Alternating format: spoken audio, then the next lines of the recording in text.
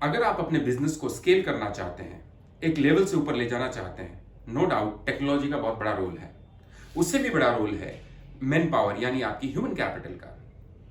आज के इस दौर में जो सबसे बड़ा चैलेंज छोटे व्यवसायी, एमएसएमईज, एसएमईज जो फेस कर रहे हैं, availability of right man power. कई लोग तो अनस्किल्ड और सेमी स्किल्ड मैन पावर में भी स्ट्रगल करते हैं। मैं कुछ यहां आपसे बात करना चाहूंगा और कुछ आपको टिप्स देना चाहूंगा कि why this struggle is there. और मैं एक और चीज आपको बता दूं, आने वाले 2-3 सालों में ये प्रॉब्लम और बढ़ने वाली है। जैसे जैसे इंडिया में मैन्युफैक्चरिंग का एनवायरमेंट बढ़ रहा है, बाहर की कंपनीज आ रही हैं, कंपनीज बड़ी हो रही हैं, बड़े बड़े स्टार्टअप्स आ रहे हैं, वो अच्छे टैलेंट्स को ले रहे हैं और एमएसएमईज और एसएमईज के लिए कम टैलेंट पूल बचता है और वहां पर सारा का सारा डिसीजन एम्प्लॉय के ऊपर है कि वो किस कंपनी को ज्वाइन करना चाहता है। तो आपके पास 2 चैलेंजेस हैं, attracting right talent to your company. Number 2, अगर वो टैलेंट आपकी कंपनी में आ भी गया, वो मैन पावर आपकी कंपनी में आ भी गई, तो उसे रिटेन करना।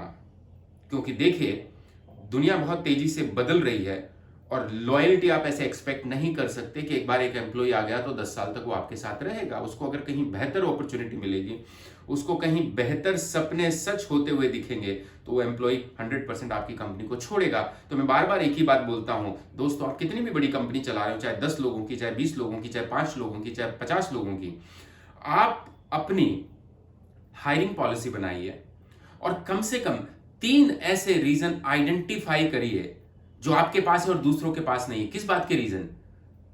रीजन ये, क्यों लोग आपकी कंपनी में जॉब करें, क्यों लोग एक बार आपकी कंपनी में आ गए तो वो रुके रहें। क्या आपके पास ऐसे 3 रीजन हैं? आप कहेंगे ऐसे कौन कौन से रीजन हो सकते हैं? यस, मैं बताता हूं आपको कौन से रीजन हो सकते हैं। आपका सैलरी स्ट्रक्चर दूसरे कंपनीज के तुलना में कितना है, आपका वर्किंग एनवायरनमेंट दूसरी कंपनियों की तुलना में कितना है, आपका व्यवहार कैसा है, आपकी वर्क हार्डशिप कैसी है, आपके वर्किंग आवर्स कैसे हैं, आपके यहाँ पर ग्रोथ अपॉर्चुनिटीज क्या है, आपके पास कंपनी में दूसरी तरह की फैसिलिटीज आप कितनी ऑफर करते हैं। ये सारी चीजें हैं। लोग अपने काम में सेटिस्फैक्शन भी ढूंढते हैं, तो लोगों को जॉब सेटिस्फैक्शन कितना है। मैं ये कहूंगा दोस्तों, चाहे आप छोटी कंपनी चलाते हो, लेकिन अब वो वक्त आ चुका है कि आप अपनी एक एचआर पॉलिसी बनाइए, आपने प्रोसेस और सिस्टम्स बनाइए। जब आप व्यक्ति को हायर करते हो उसी वक्त उसको सारी चीजें बताइए कि भैया तुम्हारा ये ग्रोथ प्लान होगा, ये हमारी कंपनी की लीव पॉलिसी है, this is what is required from you in form of discipline, ये परफॉर्मेंस आपसे जरूरत है, ये ऐसे ऐसे हम आपको प्रमोट करेंगे, प्रमोट करने का क्राइटेरिया ये है, ये वर्किंग कंडीशंस होगी। ये सारी चीजें आपको क्रिस्टल क्लियर ऑन पेपर रखनी पड़ेंगी, लोगों को उसको बताना पड़ेगा।